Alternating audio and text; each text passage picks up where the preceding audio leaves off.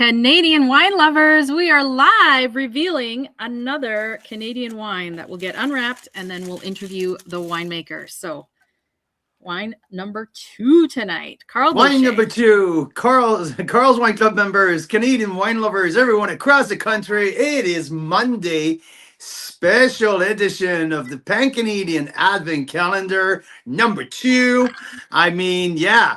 A lot of fun. We had an absolute blast last night unveiling the Okanagan Falls Noble Ridge 2017, the one Grand Reserve Traditional Method Sparkling Chardonnay and Pinot Noir. It was starting our savored by the professional of savoring, Mira Boucher. Absolutely crushed it with the knife.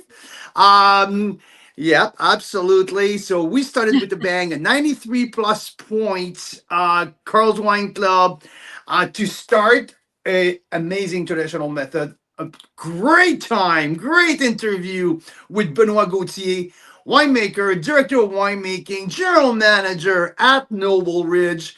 We had a good time talking cheese curd, talking harvest, talking sparkling wine, but also talking this absolute beauty, which got from one of the champagne expert of Canada, 100 points, and also an incredible 96 points par by the much respected John Schreiner. So 96 points. I give it a 93 plus, but I think like the finesse and the sophistication of that sparkling wine is absolutely fantastic. 66 months on these.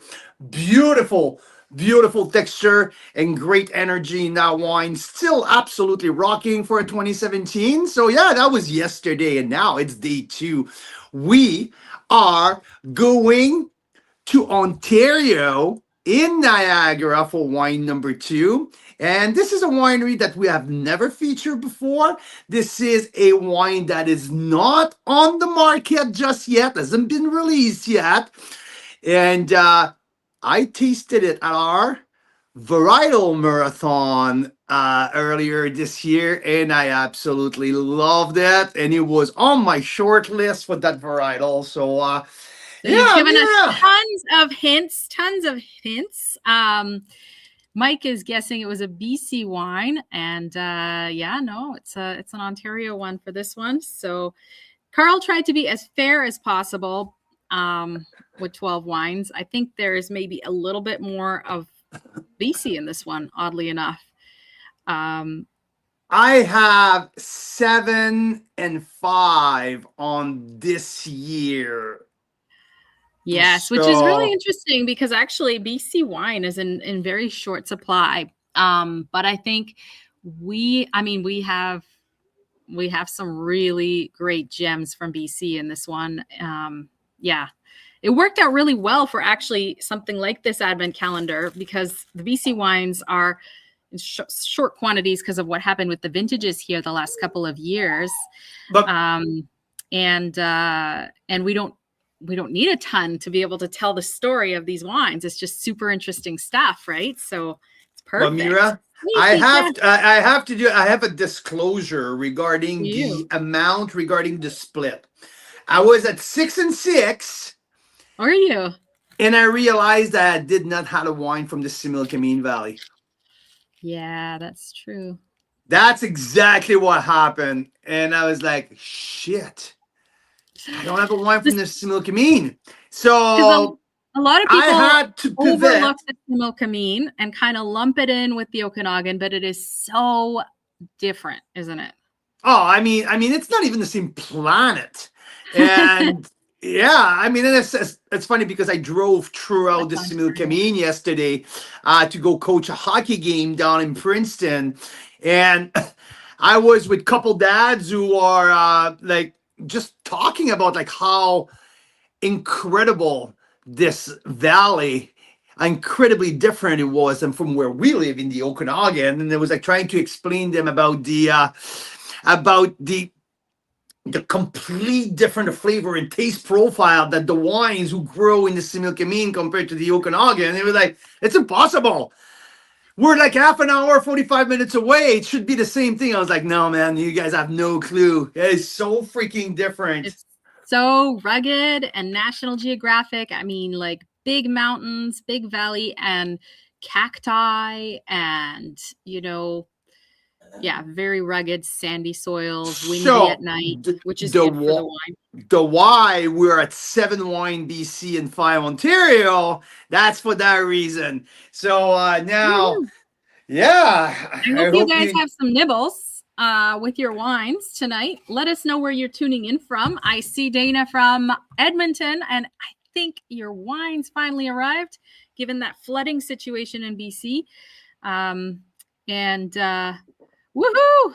And Mary or Louise there, same thing. Power just came back on. Oh, that's nice. Good. Sorry you had no power. Geez, there's been a lot of weather-related things in Canada the last couple days. Holy smokes! You tell me. You tell me. You want to talk about my drive from Sherbrooke to from Victoriaville to Toronto on Friday? Yeah, on Friday night. Yeah, Yeah. rough. But So talking yeah, about wine, I mean, we're going from. So, Mike, I appreciate the thought that might be stay in BC, but after the first night where we started with the splash with sparkling wine, I felt the need to go to Ontario, and I really wanted to start something not necessarily too soft or too light. I wanted to go bang. I remember last year. We started with the Benjamin Bridge, and after that, we went with the Gamay. So we started slight and progressive, and you know what? I said, fuck that. This year, we're going bam right out of the gate. And I choose a wine who hasn't been released yet, but they submitted some samples to the Wine Line, the Canadian, the Wine Line Championship in 2025, and sent Carl's Wine Club couple samples. And I'd say something that Wine Line liked them so much that they were voted gold medal with a 92 or 93 points. And I rated them blind taste 93 points and was in my top 5 of my Cap Franc marathon. Oops, I said Cap Franc. I said Ontario. So you know what? I think we're gonna have to open it. The suspense is killing me. There we go. So Jen in Surrey's already got hers open. That is awesome. Okay, so let's open it up. So we've got we know it's a Cap Franc. We know it's from Ontario. Now I'm gonna. Daryl, that's weird. We'll talk to you about that after. Yeah, what were you gonna say, Carl? Well, we know it's Cap Franc. We know it's Ontario. I would say it's from the Beamsville bench, and as if you know. I know, right? So I don't know if Lisa and Jared are here, but they've been bugging us to feature this winery for a long time. We finally had some of their wines in the Cap Franc Marathon, and you gave it what, 93 points? 93 points for this one. I love the richness. I love the purity of I know that a Cap Franc is pure and ripe when I get my nose in the glass and I smell Black Forest cake. And this is that's from the powerful 2020 vintage. This wine is rich, it's bold, it's a big boy Cabernet Franc. Un beau petit bonjour à ma belle-mère, à mon frère, Hélène, qui nous écoute de Drummondville. Un beau bonjour en français à tout le monde. Ça fait plaisir de vous voir. Yeah, this is Valérie's mom. Oh, your sister-in-law. So cool. No, what do you say? Bonsoir. There you go. You got that right. That's awesome. Lisa's on her way home. Drive safe. Okay, so this is what? The 2020 organized crime, and it's a fun story. Do you guys talk about that in the interview at all with the name of the winery? A little bit. I'm not too much about these kind of stories. I'm more about the story of the vineyard and the story of the winemaking. But yes, we touched a little bit about the story of how it came about. The name was chosen by the previous owner, but I mean, this is kind of a fun story here about the organized crime. But it's the Sacred Series, which is the top of the line of organized crime. They make micro cuvee in special vintage, and this is their Cabernet Franc, obviously. So yeah, Well, I'm, uh, while you I'm tell us a tad more before we jump into the interview, because many of our interviews are live, which is really cool because we can ask the winemaker questions. Some of them, especially as we get close to Christmas Eve, Christmas Day, are going to be recorded. It's a busy time of year, but we're still so grateful that the winemakers are taking their time to chat with us about each of these wines. Super cool. So this one is recorded, but I'm going to well, crack it open. But the I just realized. winemaker is a little bit like me. He has two kids, both in hockey, and his nights are fully packed. So he's like, Carl, I cannot make it at night. I'm so sorry. I was like, man, I totally understand what you're going through. Right after this, Pearl's going to coach hockey. I have to So jump on the ice after that one. that's how So, Canadian yep. this guy is. Tasting Canadian wine and then going to coach hockey. That's very Canadian of you, Carl Boucher. That's the life of a hockey coach here, or that's the life of a Canadian wine taster. I don't know. There you go. Well, I'm going to bring this up because you know what? You are the best at opening these. Honestly, you bring a wine opener. I don't have a wine opener up there. I probably uncorked 5 bottles in my entire life because I'm married to this guy. So, not a skill I need to do. But one of these days, I will get even better at it. But yeah, tell us a little bit more about the wine. Well, before we talk a little bit more about the wine, I want to ask everyone who are tuning in right now to please let us know where are you tuning in from, because we want to know, because that group who purchased the advent calendar will be on pretty much the whole freaking 12 days. So how about you put your name out there and where are you tuning from? Because it's fun. We realized last year that people were starting to connect with each other, started to know each other from the web. And when we started to do our event, people were like, yeah, oh no, I know you were commenting during the advent calendar. So let us know where you're from. And I want to know, what do you think of the traditional method sparkling, the one 2017 from Noble Ridge that we tasted yesterday? I want to know your your opinion, and I want to know what do you think about my 93 plus points on that wine. Last year we had some fun conversation back and forth about the score, what you guys think about the score. And you know what? Maybe I taste 2,000 Canadian wines every year, but I mean, you guys are the ultimate judge. You tell me if you agree, if I overscore, underscore, bang on. Tell me what you think of the 93 plus, the one by Noble Ridge. And as I mentioned, John Schreiner gave it a 96 points. Catherine McKishney, expert of champagne, gave it 100 points. I don't know how did she get to that score personally, but hey, man, I have to respect every single wine critics out there. So yeah, so today we are tasting the organized crime Cabernet Franc 2020, and after there you go. There you go, the wine opener. This the classics organized crime and Ovino. and the Ovino. So I got the okay. So yeah, and organized crime. This wine was aged for 18 months in French oak.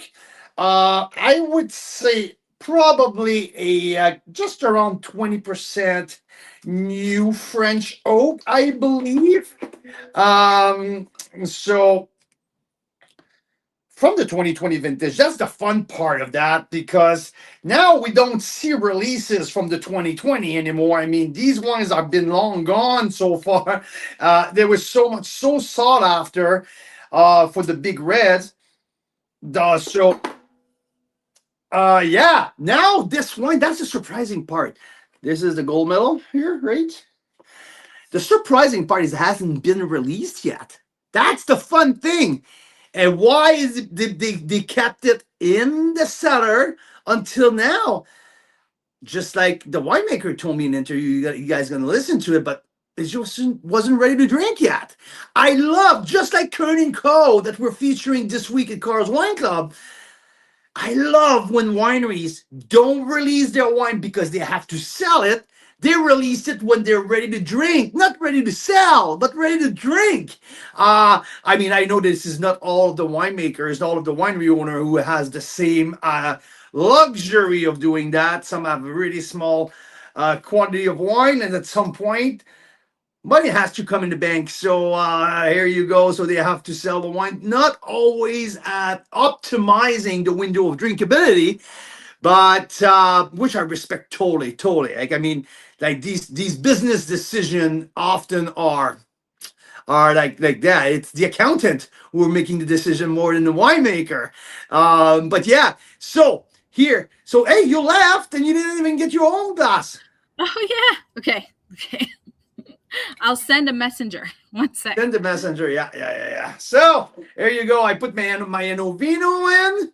So for people who are wondering, so here, that's the Enovino. Whoop. That's my Enovino here. A little tube with nice little hole in there.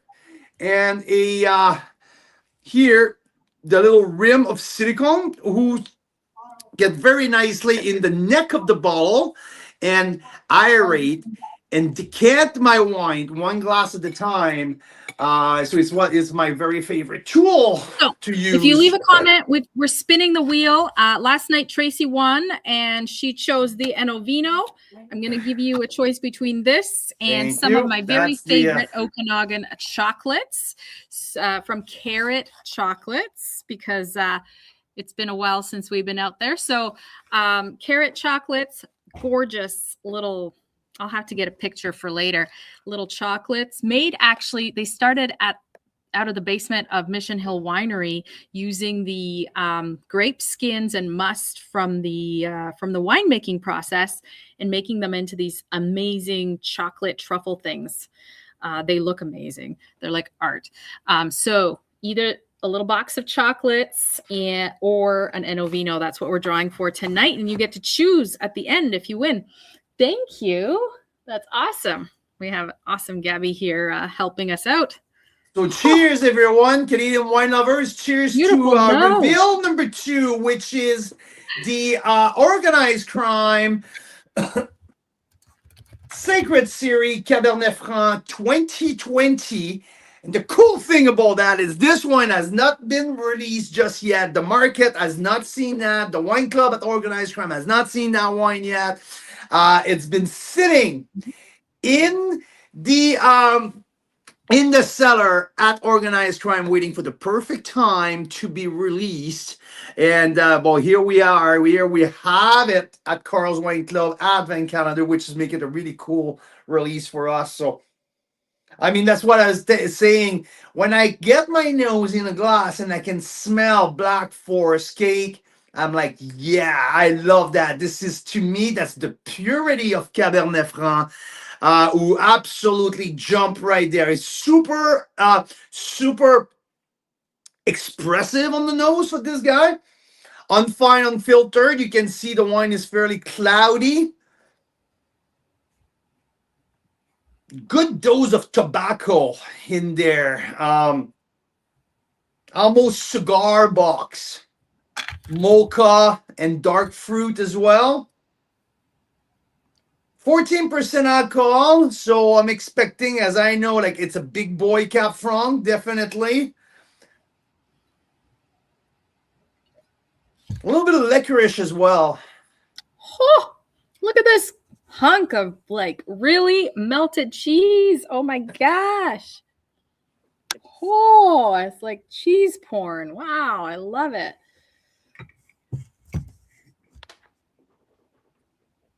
Very good. The tannin are bold. There's a little bit of savoriness, but dark fruit, black currant, a little dark sherry.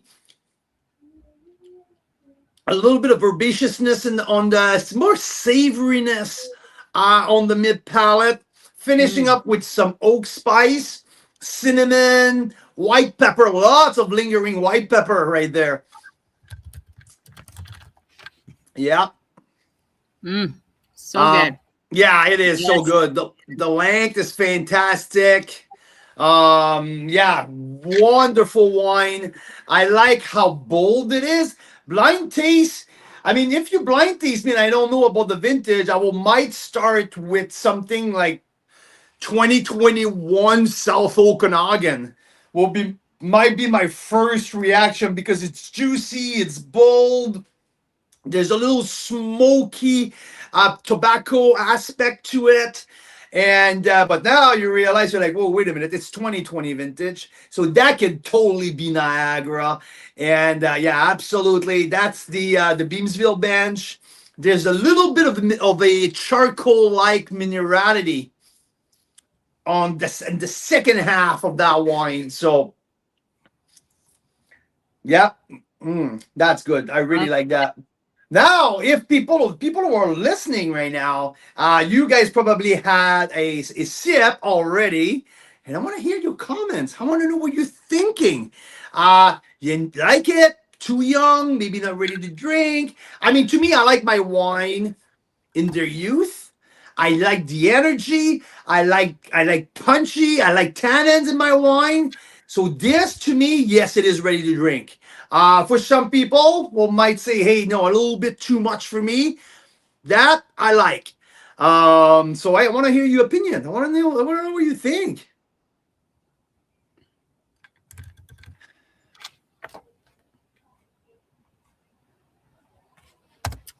Fantastic. I'm just replying on Instagram to people on Instagram.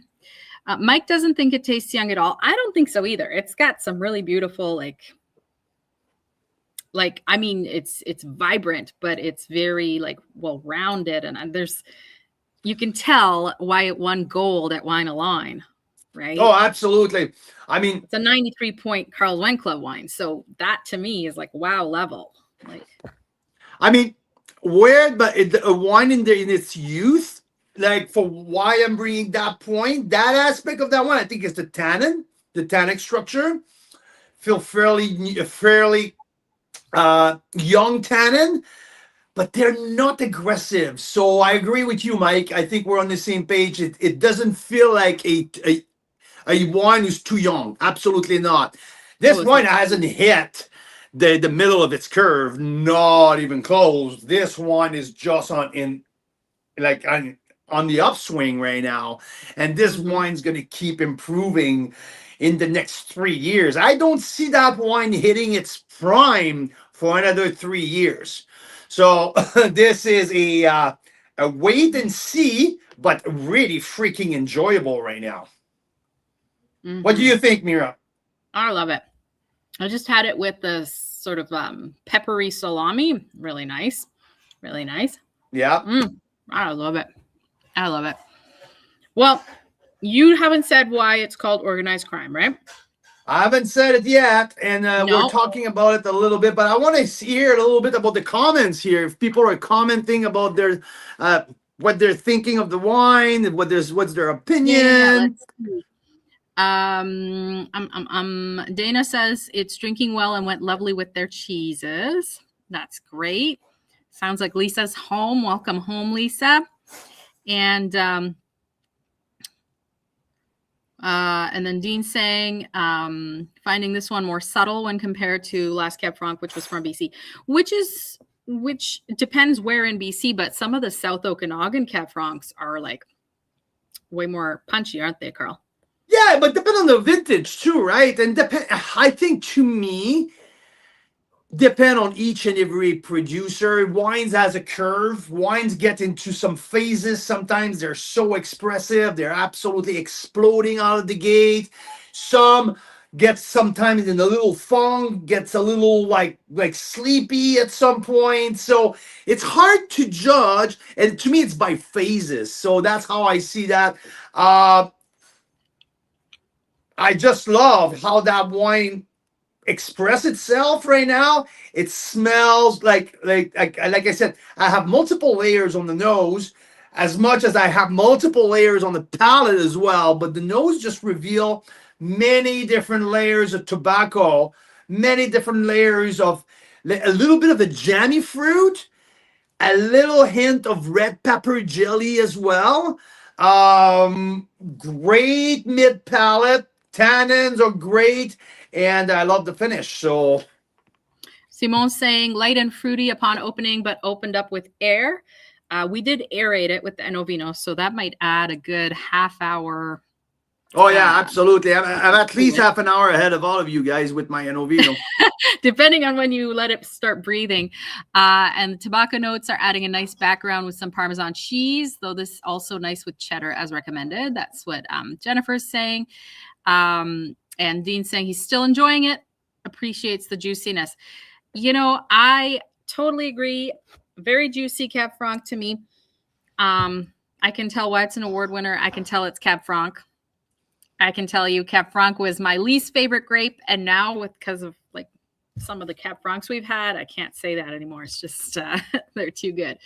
But yeah, the story in a nutshell with the name I thought was cute. It had something to do with like two, like parishes a long time ago that were fighting about whether there should be an organ in their church.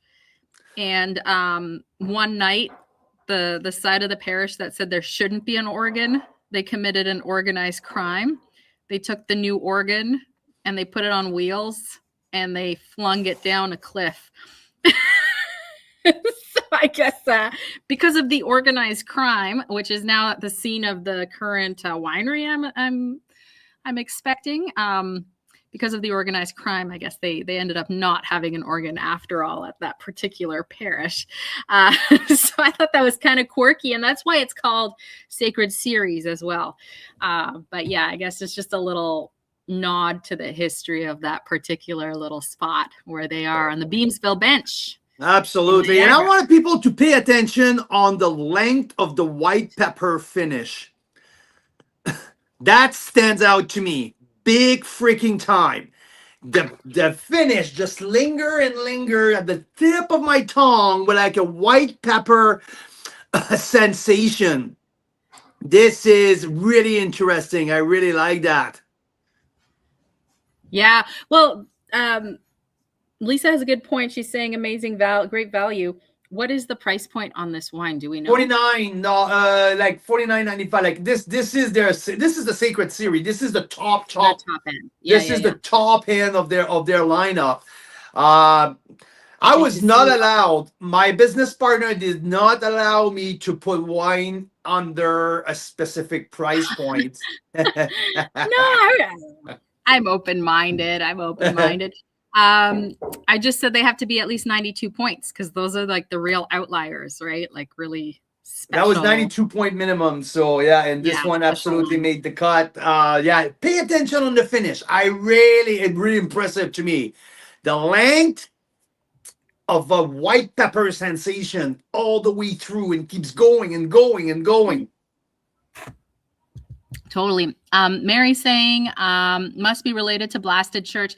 It's a great point. I do think Blasted Church has a Sacred Series as well. And they have some kind of story with an old church that used to be on the property or nearby the winery. And a lot of their wines are kind of like very fun, heaven, hell kind of influences or themes, I guess. They have fun with it. It's pretty fun. Yeah, I wonder if they know of each other. They probably don't. But it's true. Very similar themes. And similar ideas. The labels are a little, yeah, especially for the Secret Series, a little bit more, I think, theme here. Yeah. A little bit more, let's say, classic for this one than any of the Blasted Church from Okanagan Fall. They hired an artist that did like a lot of cartoon style things for their labels. So they really went all out with that theme. It's pretty fun. When you work it in the mouth, nice pepper, says Dana. Yeah, fabulous. Well, should we jump into the interview? What did what did the average wine enthusiast is saying about? Are you Oh my just gosh, they paired it with prosciutto and cheese. But they also had it with meatloaf, fingerling potatoes, and asparagus, which paired very nicely. So that is a heck of a meal, you guys. That is fabulous.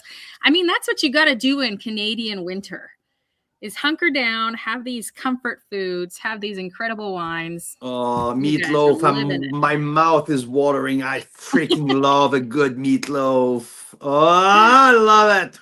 Love it. Karen says she can definitely manage a glass of this on this Monday. So that's awesome. Oh, it is so juicy. Oh. This is so freaking juicy. I'm loving it even more, like every second right now.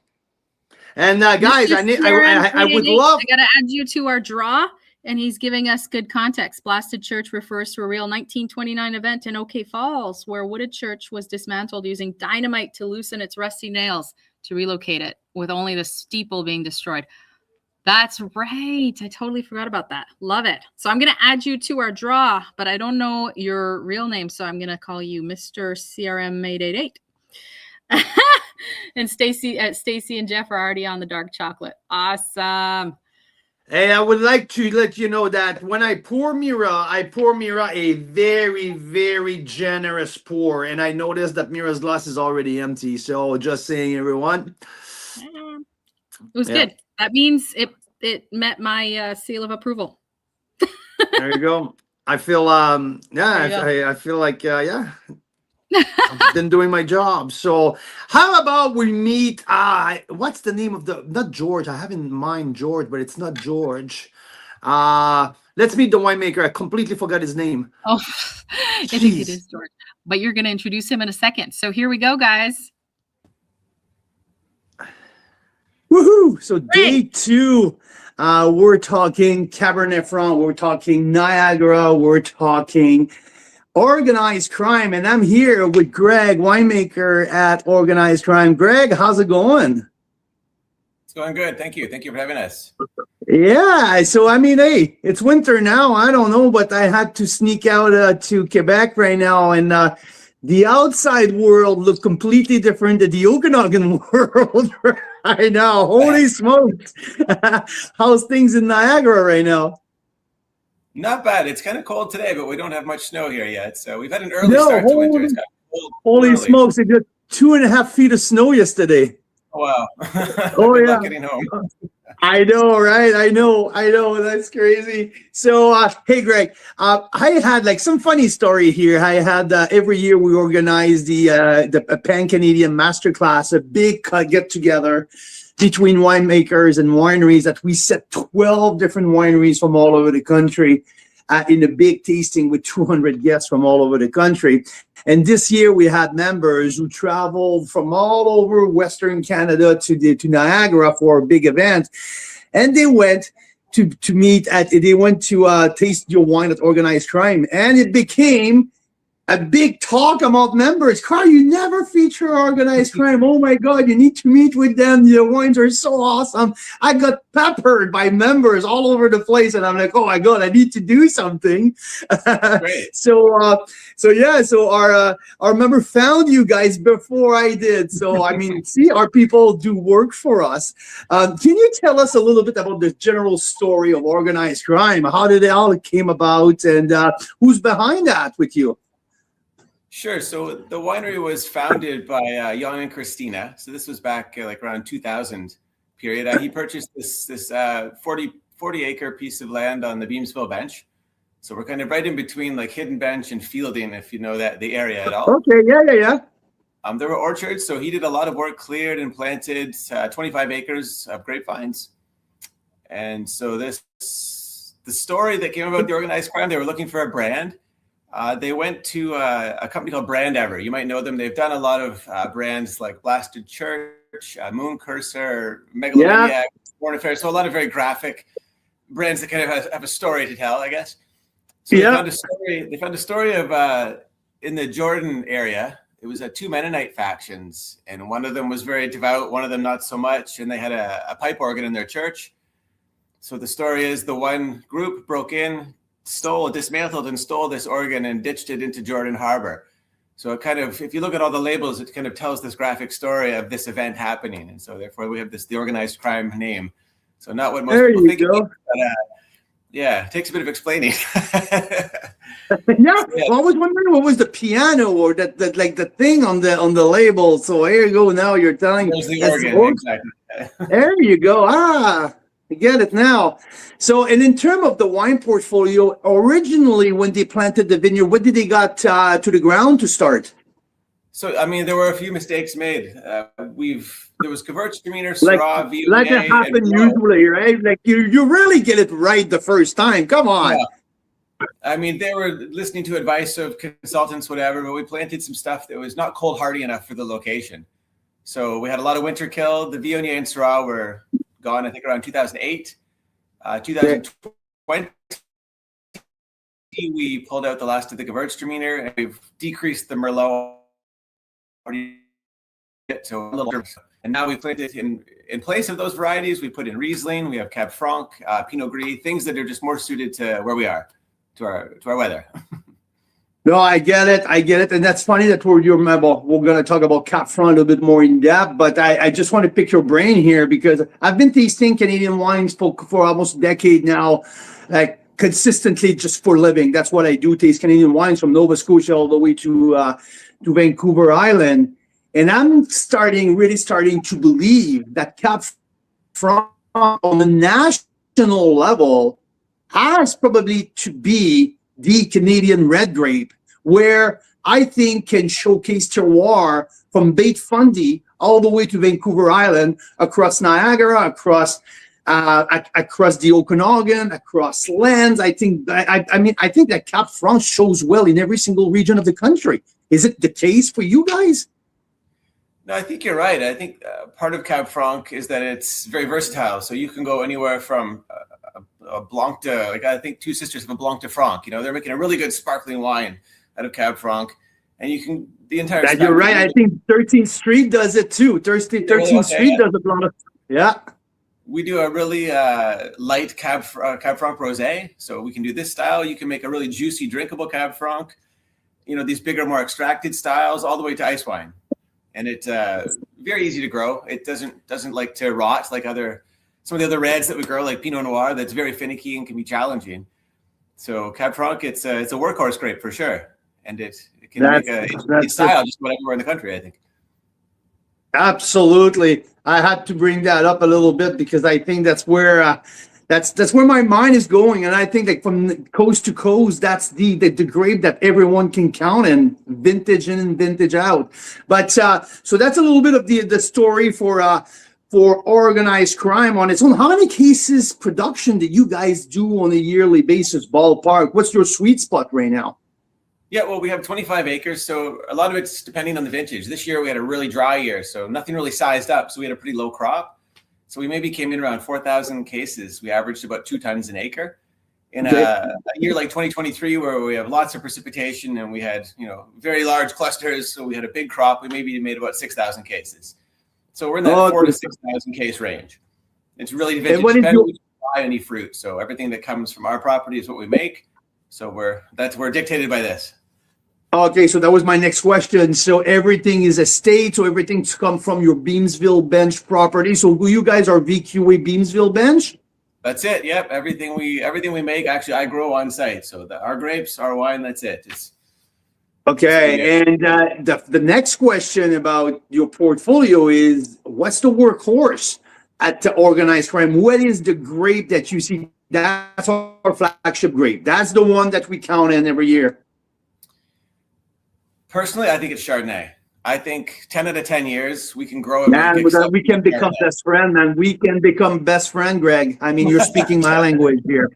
Sorry to interrupt. Please keep going. I wish we had more planted. They didn't plant as aggressively as, we have way more Cab Franc than Chardonnay planted.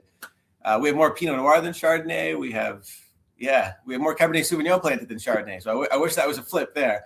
But I think Chardonnay, we can do exceptional Chardonnay every year.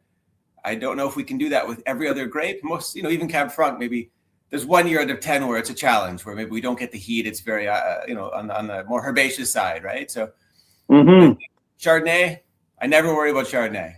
I worry about everything else. I don't worry about Chardonnay. So.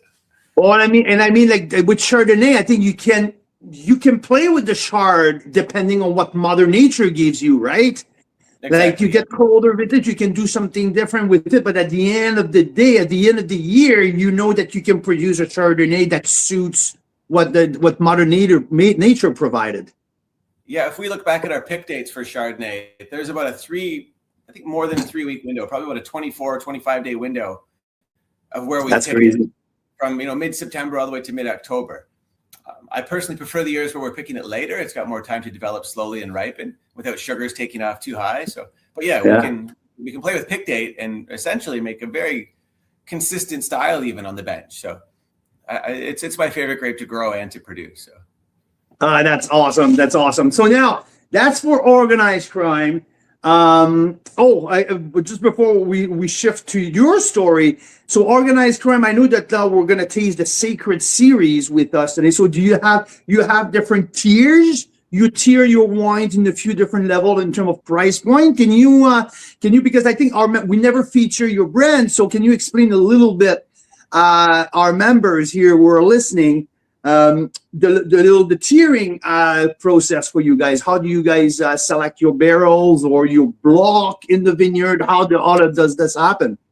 Yeah, sure. So we started this series around 2020. So there was a change in the ownership. Christina unfortunately passed away in 2016, and her husband Jan decided to sell in 2020. But the winery was taken over by Christina's daughter Anya and her husband Edward. So they're the current owners. So when that switch happened, we had a conversation about this, about how to delineate between these tiers, because we didn't have them at the time. And it was confusing, I think, for consumers. So now we do. We have our base tier, which is these very graphic labels. The Sacred series is this new design we came up with, just a little more classic look. Yeah. So yeah, it's all very in the moment. We're in the vineyard looking for the best fruit. Even after harvest, then we're looking for, did this ferment turn out how we wanted? Are these barrels the right barrels? So it's constant. It starts in the vineyard and ends at barrel selections. So okay, exactly. What the year doesn't always produce, 2023 to 2024 were very different years. So maybe we didn't make a Sacred Series Cab Franc in 23, where we did in 24. So it's all very dependent. We're all very in the moment. Yeah, so starting, you spot the best fruit in the vineyard, you bring it in the winemaking facility, keep going, and if it makes it after that, you're going to start selecting that way?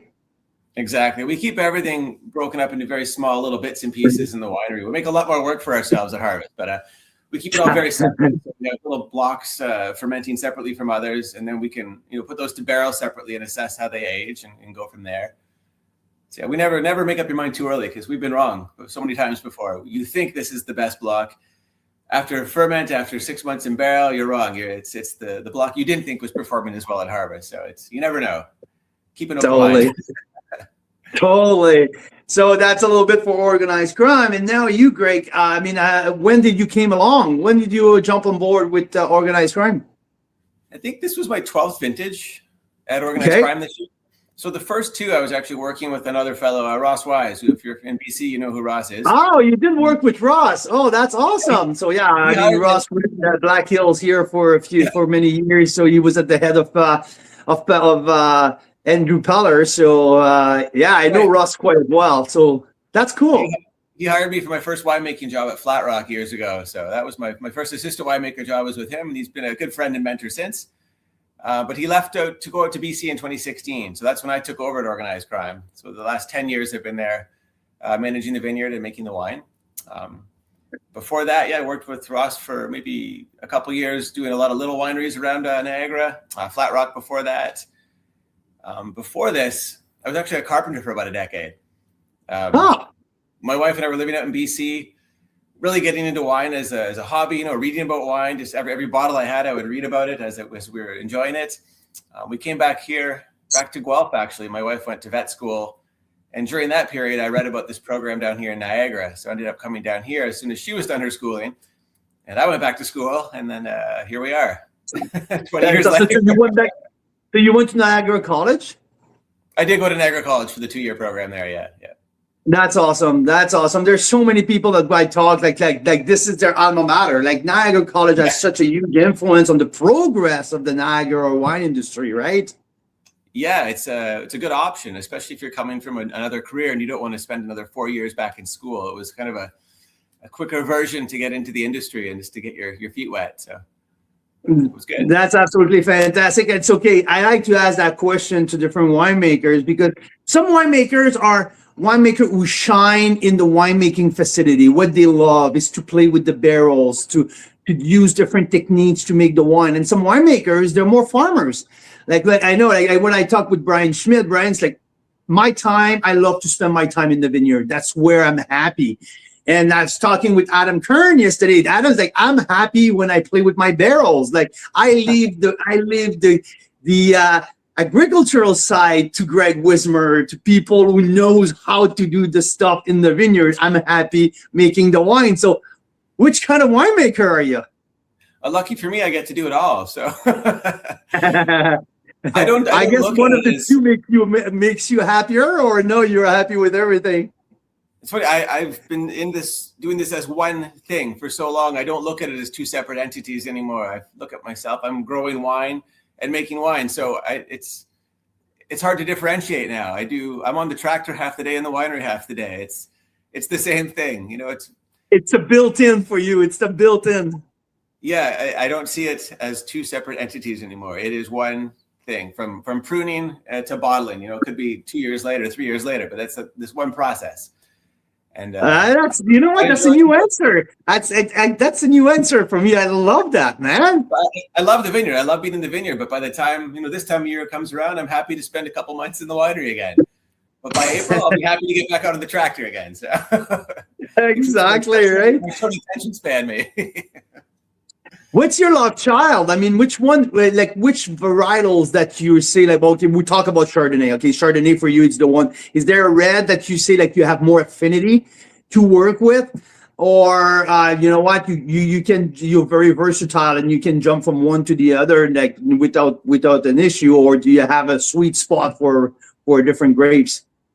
Well, it's like Cab Franc. This is like your well-behaved a child that does great in school, and then I've got Pinot Noir that's always causing me trouble and getting calls from school, right? Like, so Cab Franc, I love growing Cab Franc, but it's easy. It's not a hard grape to grow. I'll say that. Pinot Noir is a challenge to grow. It requires a lot more attention. So yeah. I love Pinot Noir. I love drinking Pinot Noir. Growing it is a bit less fun. We'll say that.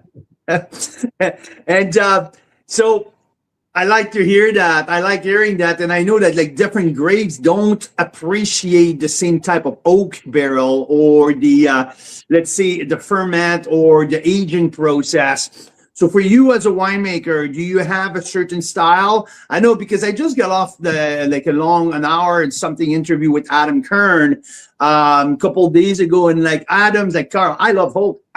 Like I'm not gonna hide it. That's something that I really love. I leave my wine 36 months. I use 50% new oak, blah blah. Like. But some winemaker, and I think we went for a phase where, when people got so sick and tired of California wine, especially for Chardonnay, or even the Cabs, per se, like we're so sick of the big oak extraction and like that, just the Chateau 2x4, right? We swing the pendulum so far on the oak or very only neutral oak spectrum. And I feel it's coming back a little bit now. I can see a little bit more oak coming back on the market, which makes me pretty freaking happy, to be honest. I like ultrous wine. I like wine with body. I like wine. So where do you lean on that? With Cab Franc, I haven't used new oak since 2019, I think. So I think this 2020, it's got some second passage and third passage oak on there, but I don't think Cab Franc needs new oak. Like if you were to ask me about Cabernet Sauvignon, yes, I think it helps it. I think Cabernet Sauvignon can handle it and needs it.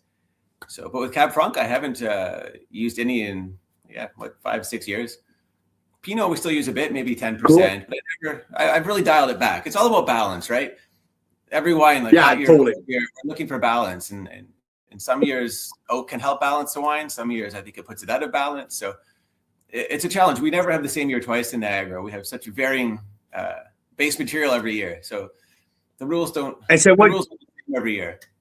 Oh, and what you're telling me right now, I said, Carl, I don't have a recipe book. I play it by ear. I got my ingredients on the table. I know what Mother Nature gives me. The numbers are talking, and I put my ingredient together to make sure I got the best recipe possible. That's about it. We try to be instinctive, just in the moment, tasting and reacting to that. So it's hard with oak. You need to order oak 8 months in advance. So this is tricky. But obviously, that's the problem. We don't order a ton, and it usually ends up in our Cabernet Sauvignon for the Bordeaux Reds, at least. So yeah. How about your chard? Is your chard more a barrel ferment but in neutral aging, or how do you usually? Or again, it's vintage, but vintage is very specific. Yeah, we do. So we have some barrel. I actually prefer puncheon, so 500-liter barrel. Okay, yeah. Even if we have a bit of new oak coming in that year, it's going to be a bit of a lesser impact. And we use 1,000-liter foudre as well. Okay. So if we have some years, we even do a little bit in stainless steel. Not typically. Only if we have a really big crop, we'll do that. But with our 1,000-liter foudre, we can control temperature, so we can block mallow just using cooling. We can just cool the wine down without having to add sulfur. So we can leave it on its ferment lees for 6-9 months, unsulfured. The puncheons, I really like what puncheons do to Chardonnay. I think they create a nice reductive environment with that mass on the lees bed. So I like to push for more of a slightly reductive style of Chardonnay. Not big into the oxidative over oaked kind of fat lees stirred Chardonnays. I'm more restraint, I think, in Chardonnay. Restrained, more directional, more precise, more energy. But that being said, we do bring in a bit of new oak, but we'll try and use oak that matches the fruit in our style and that has fairly low impact. So talking like light, long toasts maybe, and in puncheons, just to have a bit of that spice there, but not to be too obvious. Again, it's balance. Just try to find the balance of the year. So. Got that right. Hey, let's transition towards the 2020, the Secret Series Cab Franc.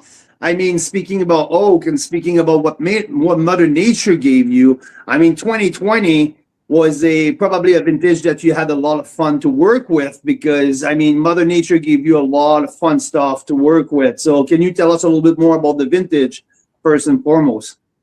Yeah, sure. I mean, actually kind of similar to 25 that we just went through. So a very dry year for Niagara, which we don't often get a really dry year, to be honest. We had a lot of days over 30 degrees. So quite a warm vintage for Niagara as well. So with this warm weather, you get rid of that green character in Cab Franc. You degrade the pyrazine character, and malic acid comes really low too. So you get a softer, riper style, more fruit forward, less herbaceous. A lot of small fruit too, small berries from the vintage because of the dry weather. The berries don't size up. So you have a really good ratio between the skin to juice. So you get a lot of extraction really easily. That being said, we're very gentle in ferment. We're extremely gentle with our pump overs and extraction. It's very, very light.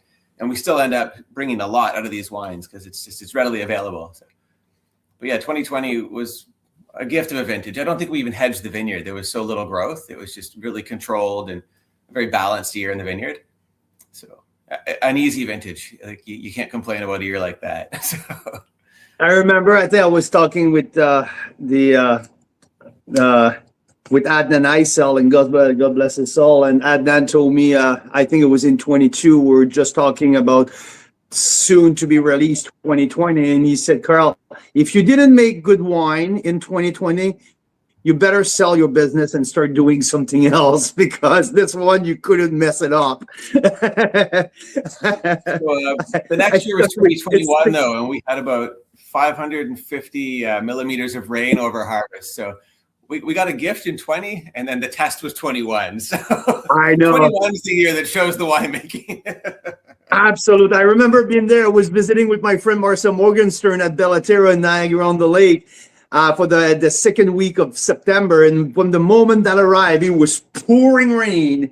And it never stopped for 7 days. And like Martin, I remember Lou on the crush pad, like just like losing his marble, like, oh my God, nothing we can do right now.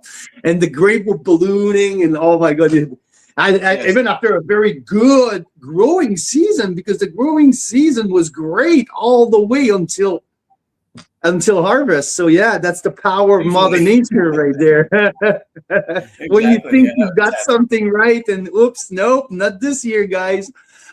So the 2020 Secret Series. So what does make the Secret Series? What is the parameter? What's the, is it by tasting barrel? Is it by numbers? How do you select the few barrels that you say this one is going into the top one? I think we knew at harvest that year we were probably making a higher tier of wine just by tasting the fruit in the vineyard. And this came from our older block of Cab Franc we have planted, and it was just, you could just taste in the berries, the level of ripeness. You know, it was beyond what we would typically have even during ferment into barrel. We knew we were onto something special, so we went through and did a barrel selection to pick this out of that older block. And yeah. And how old is that block? That block was planted, it's about 25 years. So okay. Yeah. These are old vines for Niagara. Yeah, oh, for sure, for sure. Vines alive for that long, so. Yeah, so this block was already spotted, and boom. Did they give him a special treatment in the winery, or like special aging, or like how the process happen? A bit longer aging. You know, we kept these in barrel for maybe 18 months, but again, no new oak, so some second, some third, and some neutral barrels. Just total production of that. What is total production? What is the total production for the Secret Series 2020? Of the Secret Series, 250 cases, something like that. I think it was less than that, actually. I'd have to check my notes quickly. Yeah, I think it was about 150 cases. Yeah, so we're talking like 5 barrels or something like that. Yeah, these are small productions. I mean, we're not a huge winery either, right? So we only make 5,000 cases a year. So yeah, you're right. Our scale, a large batch for us is a small batch for others, I think. So. Absolutely. And so now, if I'm not mistaken, this wine has not hit the market just yet. This is not on the shelf. This wine is still sitting at the winery to be released at a future Rockstar coming out, because I had the privilege to taste it in my Cabernet Cab Franc marathon back at the end of August. Okay. And I had 60 Cab Franc from coast to coast, and yours, that Secret Series, ended up in my top 5. Oh, so, nice. And and Anya was telling me, no, this wine is not even on the market yet. We've never released it just yet. Yeah, we released a couple of our other 2020 Bordeaux Reds, the Petit Verdot, and then one of our Bordeaux Red blends, but they sold out rather quickly. So yeah, we've held this one back, which is great, because I think we drink a lot of our wines way too young. A lot of our wines that have sold through, I'll go and open a bottle in my cellar. I'm like, oh, it's just hitting its like window, you know, it's just showing now, especially with Bordeaux Reds. They can really take that 5-7 years to hit their nice peak. So I think we're going to be releasing this at its perfect drinking window, which is nice. Yeah. No need to sell her at this point. Yeah, I mean, like now I'm excited that our people are going to open that on the second day of the Advent calendar. It's an absolute beauty. I mean, I absolutely love it. I give it 93 points. I think this is such a pinpoint representation of a ripe, hot vintage Niagara. That's that Black Forest cake, that maraschino cherry. There's some white spice on the back end, and I love the layers of all of like from the front palate, the transition, nice weight on the mid, but not overly alcohol, well integrated.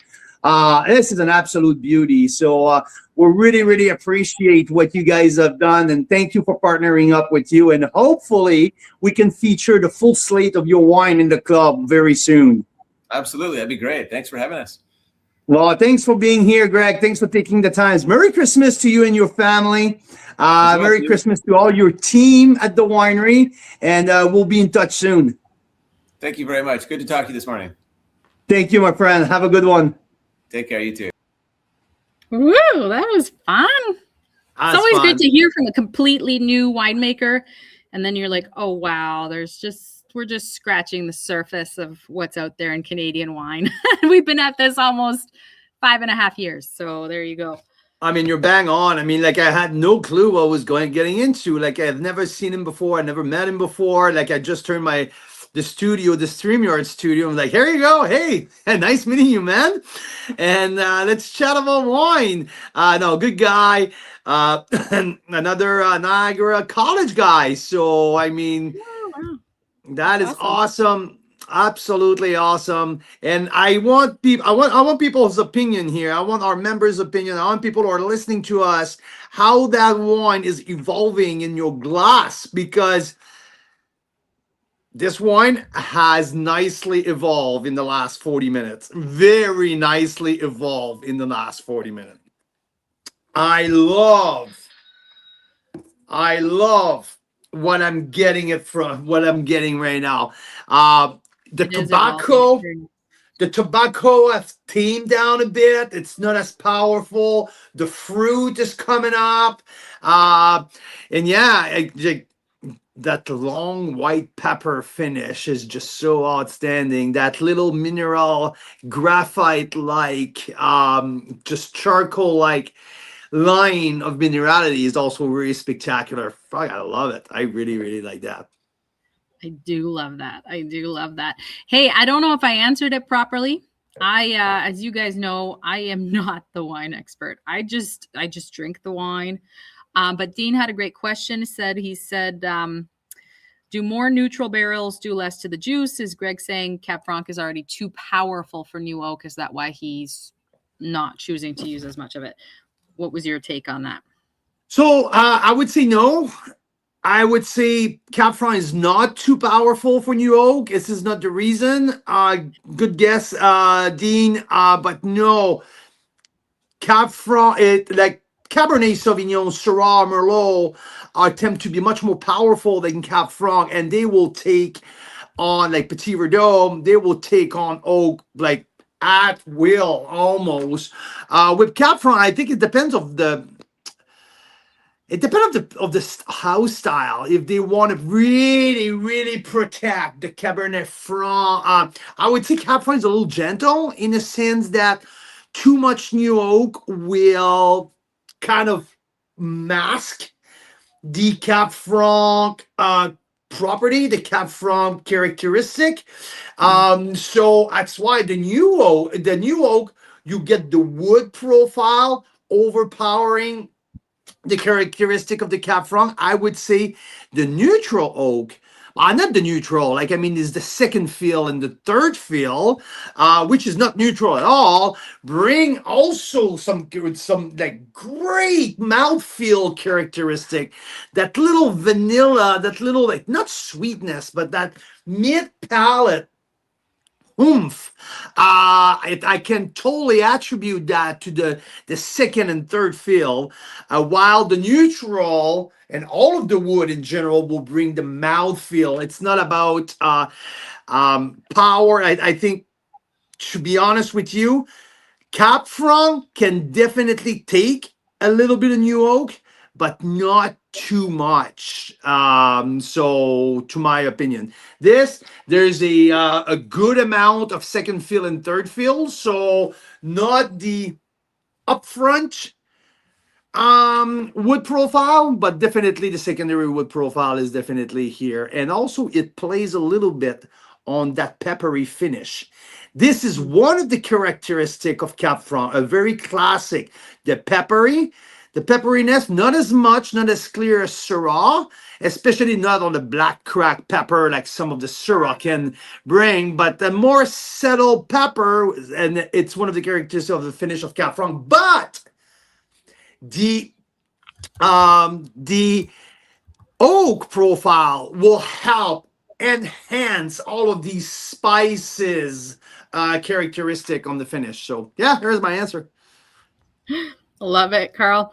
And Daryl has noticed very aptly that my typical lemon tree that's usually here has been moved, and we now have a real life Canadian Charlie. What's that?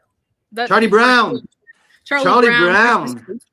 I found out just like a couple weeks ago that in BC you can get free Christmas trees. You can go, you just print off a permit to get a Christmas tree off Crown land, and then you can go to all these different places where there's Crown land and just cut your own tree.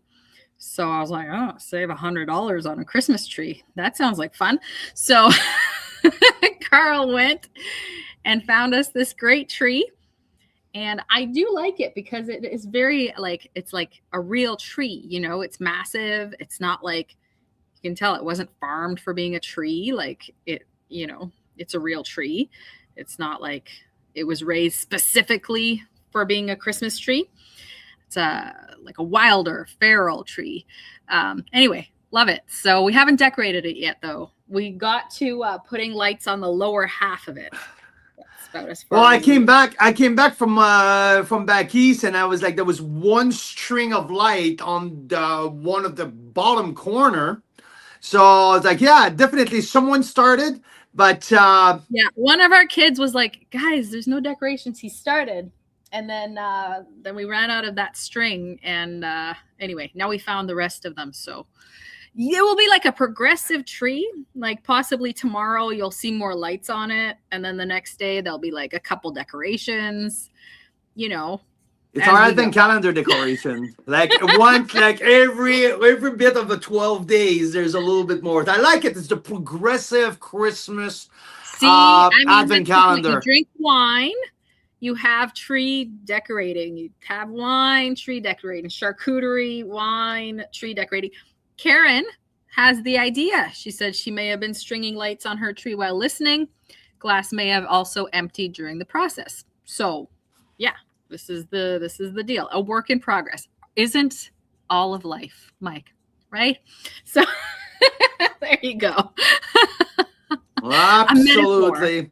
Absolutely. So, yeah, did we have any comments? Did you have any assessment of the Cap Franc here by our member? We did earlier. We talked all about that. Hey, you know what we should do though, before people have to run and before you have to run to hockey, is let's do this draw. So you can win either an Enovino wine aerator, which you can never have enough of, because if you have multiple wines open, you want to have multiples of these available. You don't want to be like washing your Enovino or, you know, mixing it up. So it's good to have multiples.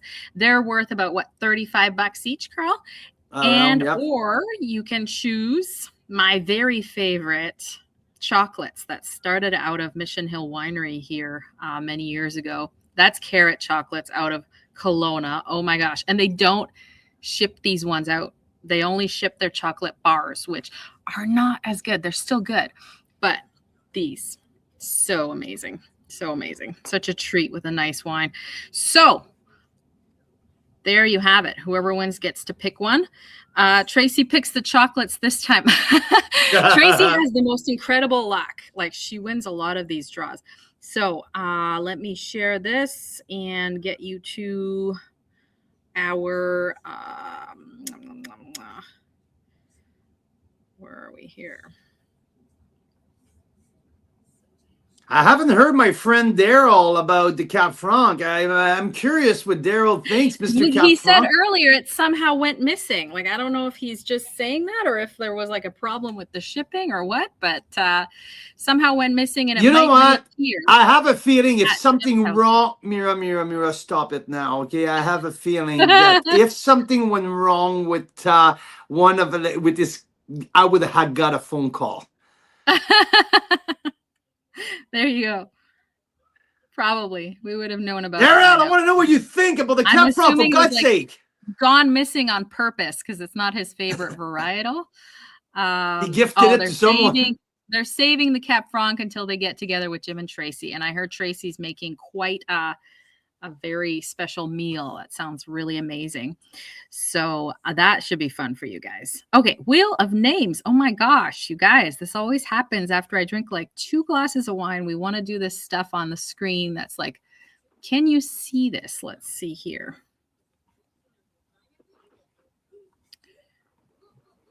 Dun, dun, dun. There we go. Sorry. All right, I think I got everybody's names. Okay, are you guys ready? This is for Enovino or carrot chocolates. Whoever wins, I'm going to reach out to you and you pick one. Alain, who I'm assuming was on because Johanne was on. So he might have to hear this through Johanne. But Alain, congratulations, you won. So I'll reach out to Alain and see what he would like for his prize. Yay! Congrats, Alain. Alain, you guys know him, and that's fabulous. Way to go! Way to go! So every night we're doing prize draws, and every night we're revealing a different wine. Tomorrow's wine number 3. So do you have more hints for us other than it does not need to be refrigerated? So that gives you a pretty big hint right there. There you go. It doesn't have to be refrigerated. It's a nice bag vintage. We're going to have the winemaker and the owner live with us in an interview. So, yeah, that's a little bit what I can say. Yeah, I think both of us, Mira and I, really enjoy that. Really rich. So, yeah, I'm going to stop because now I think I'm starting to reveal a little bit too much. But yeah. I have terrible memory with these things, so I actually don't know what is in this. I don't know. I wrapped them all, but I did not associate number 3 with what wine it was. So it will be a surprise for me as well. It'll be great. But Carl, of course, memorizes all these things. Yes, Dean. There's a BC Dean and Ontario Dean. I think both Deans were... No, the other Dean was on last night. Just like we have BC Tracy Miller and Ontario Tracy Miller. And I was trying to get them together the last time that Ontario Tracy was in BC. That would have been fun. All right, Karen, yes, see you tomorrow. Thank you so much, you guys. It was fabulous to see you all. Carl Boucher. Mira Boucher. Yeah, no, that was awesome. So love my cup for all night, and really looking forward to tomorrow night for another Canadian adventure. So join us, Canadian wine lovers, Carl's Wine Club members. See you tomorrow. See you tomorrow. And Carl, my screen has gone really wonky, so you're going to have to end the live. Can you push?